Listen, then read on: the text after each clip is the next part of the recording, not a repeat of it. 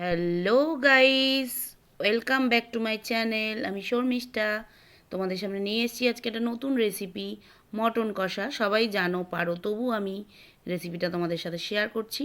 প্রথমে তেলের মধ্যে আমি গরম মশলা সম্বাদ দিয়েছি, তেজপাতা, জিরে, শুকনো লঙ্কা সম্বাদ দিয়ে আমি পেঁয়াজ দিয়ে দিয়েছি, কাঁচা পেঁয়াজ। কাঁচা পেঁয়াজের মধ্যে আমি অল্প চিনি আর নুন দিয়ে দিয়েছি। ভাজা ভাজা হলে আমি মশলাটা দিয়ে দিয়েছি। তার আগে আমি মটন মাখিয়ে রেখেছি, তোমরা দেখেছো। নুন, হলুদ, সব রকম, জিরের গুঁড়ো, লঙ্কার গুঁড়ো, কাঁচা সর্ষের তেল দিয়ে আমি মটন মাখিয়ে রেখেছিলাম।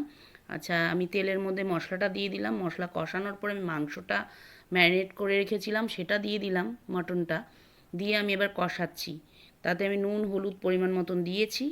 দিয়ে আমি কষাচ্ছি।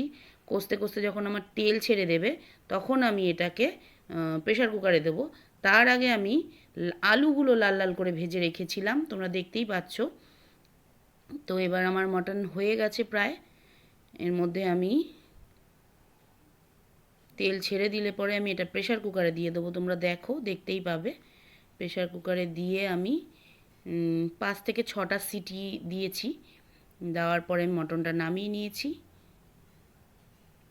দেখো, প্রেশারে দিচ্ছি, প্রেশার কুকারে উষ্ণ গরম জল দিয়ে আমি এটা সিটি দেবো। সিটি দেওয়া কমপ্লিট, আমার মটন কমপ্লিট। রেসিপিটা তোমাদের কেমন লাগলো